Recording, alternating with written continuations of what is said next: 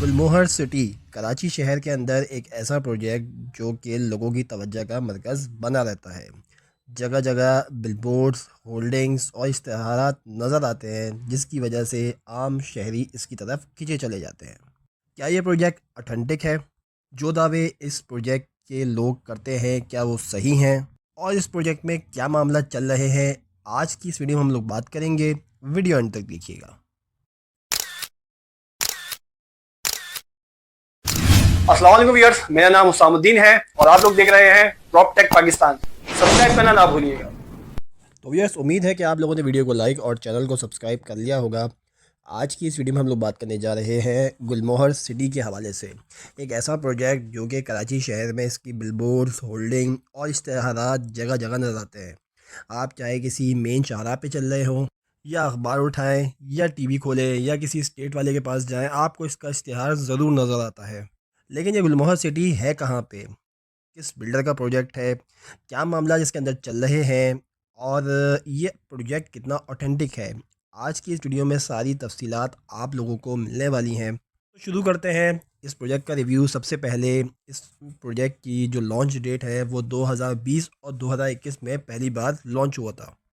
इस प्रोजेक्ट का जो टोटल रकबा है वो 332 एकड़ है मास्टर प्लान के मुताबिक। लेकिन बहुत सारी मार्केटिंग कंपनियां इस बात का दावा करती हैं कि इसकी जो टोटल लैंड है वो 1000 एकड़ तक है। इस प्रोजेक्ट के ऊपर एक और एलिगेशन भी लगा था और एक कंट्रोवर्सी भी हुई थी, वो मैं आपको आगे चल के बताऊंगा। ये जो प्रोजेक्ट है गुलमोहर सिटी, ये बेसिकली रिवर लिंक बिल्डर का प्रोजेक्ट है जिसके आप कह लें कि बानी और सीईओ जो है वो कैप्टन नदीम रिटायर्ड साहब हैं। और गुलमोहर सिटी को हाल ही में जो है अवार्ड विनिंग कंपनी भी रह चुकी है। इसको बहुत सारी खदमात अंजाम देने पर रियल इस्टेट के अंदर अवार्ड्स वगैरह भी मिल चुके हैं। और ये जो सीईओ हैं इसके, उनका विज़न ये है कि एक कराची शहर के अंदर एक ग्रीन सिटी बनाना है। बेसिकली हर किसी की अपनी एक निश होती है, अपना एक सेगमेंट होता है। जिस तरीके से कमांडर सिटी के हवाले से हम लोग बात पहले कर चुके हैं कि उनका एक एम था कि सिटी विद इन सिटी एक शहर ऐसा बनाना है जो कि ड्रग फ्री और क्राइम फ्री हो। उसी तरीके से इनका एक एम है कि जो है वो ग्रीन सिटी बनाया जाए। लेकिन ये प्रोजेक्ट कहाँ लोकेटेड है, कहाँ मौजूद है, ये बहुत सारे लोग नहीं जानते हैं। बहुत सारे लोगों के जहन में ये बात होती है कि यार ये M9 मोटरवे के ऊपर है। एक आम शहरी जिसने M9 मोटरवे पर कभी सफ़र नहीं किया होता, उसको इस बात के बारे में इल्म नहीं होता। वो ये समझता है कि सोलार बोर्ड पे मैं चढ़ूँगा और 5 मिनट बाद मेरा प्रोजेक्ट आ जाएगा। ऐसा हरगिज़ नहीं है। इसके डिस्टेंसेस के हवाले से अगर हम लोग बात करते हैं कि ये कराची शहर से और सेंटर से कितना दूर है, तो अगर मैं आपको बताऊं कि कराची के सेंटर से ये तकरीबन 50 किलोमीटर दूर है। बहरिया टाउन से आगे और DHA सिटी से बिल्कुल समझ लें कि सामने वाली पट्टी में पड़ता है ये प्रोजेक्ट। और इसकी अच्छी बात यह है कि कमांडर सिटी से ऑलमोस्ट 8 से 10 किलोमीटर पहले पड़ता है। कमांडर सिटी और अलकाइम सिटी ये बहुत मशहूर प्रोजेक्ट्स हैं, इनसे पहले ही पड़ता है गुलमोहर सिटी। और M9 मोटरवे के ऊपर ये एक ऐसा प्रोजेक्ट है, एक ऐसी फहरिस्त में आता है जो कि लोगों की तवज्जो का मरकज़ हर वक्त बना रहता है। लेकिन इसकी कुछ हकीकतें और इसकी कुछ मामलात लोगों को नहीं मालूम। बहुत सारे लोगों ने पिछली प्रीवियस वीडियोस में भी मुझसे जो है वो काफ़ी मेरे पास क्वेश्चंस आई, कमेंट्स आए लोगों की कि गुलमोहर सिटी के हवाले से रिव्यू किया जाए, गुलमोहर सिटी की अपडेट दी जाए। तो मैंने अपने इस पे एक नया जो है वीडियो मैं बना रहा हूँ। इसमें आप लोगों में अपडेट के हवाले से भी बताऊँगा कि वहाँ पे कंस्ट्रक्शन अपडेट, डेवलपमेंट की अपडेट, और इसकी हिस्ट्री क्या है, इसकी टेक्निकल डिटेल्स क्या हैं, और इसकी बाकी मालूमात वो भी मैं आप लोगों से शेयर करूँगा आगे चल के। तो टोटल लैंड साइज़ मैंने आप लोगों को बताया कि 300 साढ़े 300 के दरमियान एकड़ के मास्टर प्लान पर ये मौजूद है। और इसकी सबसे अच्छी बात ये है कि इसका जो फ्रंट है वो काफ़ी बड़ा है। बहुत सारे ऐसे प्रोजेक्ट हैं इनका जो फ्रंट है वो पीछे तक जो है वो डीप में प्रोजेक्ट होता है, लेकिन सामने जो उसका फ्रंट है वो बहुत छोटा सा होता है। लेकिन सबसे अच्छी बात यह है कि जो उसका फ्रंट है वो काफ़ी बड़ा फ्रंट है, जो कि आपको बाहर से ही सोसाइटी नज़र आना शुरू हो जाती है। अभी रिसेंटली हाल ही में जो है इन लोगों ने एक और प्रोजेक्ट लॉन्च किया था गुलमोहर विलास के नाम से, जनवरी 2025 के अंदर। और मज़ीद जो है इसकी बहुत सारे सेक्टर्स हैं, जैसे कि सेक्टर 1 में विलास हैं और सेक्टर 1 के अंदर 4 ब्लॉक्स हैं। उसके अलावा सेक्टर 2 है, उसमें 80 स्क्वायर यार्ड्स के जो है वो प्लॉट्स अवेलेबल हैं। सेक्टर 2 के अंदर ही 125 स्क्वायर यार्ड्स के भी हैं, जिसमें ए से लेके ई तक ब्लॉक्स मौजूद हैं। सेक्टर 3 में आ जाएँ तो 125 स्क्वायर यार्ड्स के अलग से जो है वो प्लॉट्स अवेलेबल हैं। और इसके अलावा इसकी एक और एक्सटेंशन है जो कि है गुलमोहर ग्रीन विलास के नाम से। प्राइजेज़ के हवाले से अगर मैं बात करूँ तो इसकी जो प्राइजेज़ हैं वो 80 स्क्वायर यार्ड की जो प्राइस है वो ऑलमोस्ट 12 से 13 लाख रुपए से स्टार्ट है। और 125 गज़ की जो प्राइस है प्लॉट की वो 25 से 35 लाख रुपए दरमियान है। 200 गज़ की जो प्राइजेज़ हैं वो 35 लाख रुपए तक है। और कमर्शियल की प्राइजेज़ जो है वो 40 लाख से स्टार्ट होती है। याद रहे कि जितनी भी प्राइजेज़ हैं ये एक एवरेज प्राइजेज़ बताई जा रही हैं, ये किसी यूनिट की या किसी एक प्लॉट की नहीं है, ये एक एवरेज प्राइस पे जो है वो डिसाइड करके बताई जा रही है। इस पे काफ़ी कंट्रोवर्सीज़ भी चली जब ये 2020 और 2021 में ये प्रोजेक्ट लॉन्च हुआ था, तो इसमें अखबार में काफ़ी इश्तिहारात चले गए। गुलमोहर सिटी वाले जो है वो फ्रॉड कर रहे हैं, ज़मीन पे कब्ज़ा करके प्रोजेक्ट बेच रहे हैं। अखबारात में काफ़ी ख़बरें छपीं कि करोड़ों का फ्रॉड कर दिया, बिलियन ऑफ डॉलर की जो ज़मीन है वो ग्रैब कर लिया डेवलपर ने। 100 एकड़ की एनओसी लेके जो है वो 2000 एकड़ तक जो है शो की गई है, जो कि गैर कानूनी और कब्ज़े के अंदर आती है। जैसा कि मैंने आप लोगों को बताया कि जो इसका total land side master plan के अंदर है वो 350 एकड़ पर मौजूद है।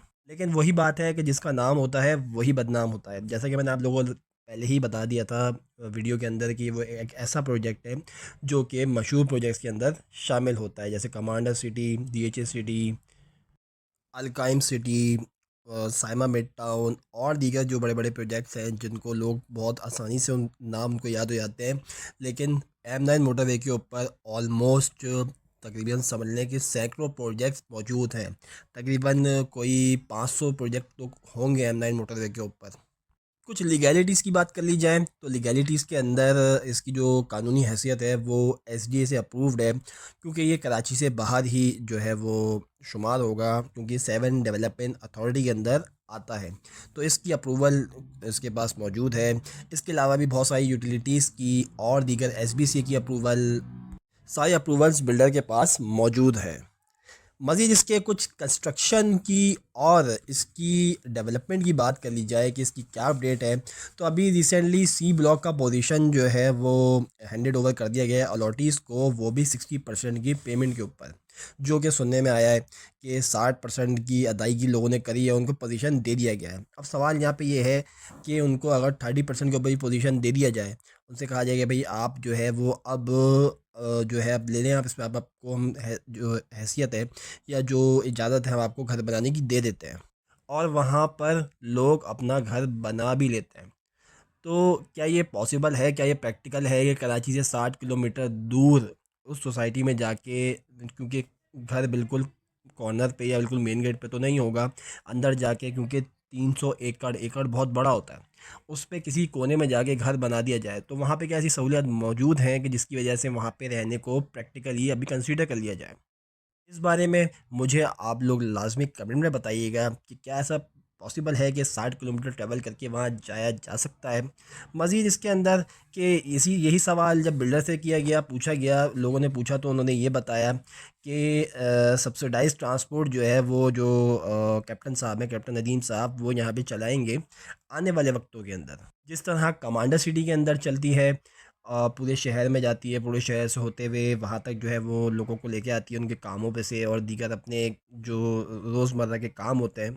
ये एक अच्छा इकदाम भी है, पॉजिटिविटी भी है प्रोजेक्ट की।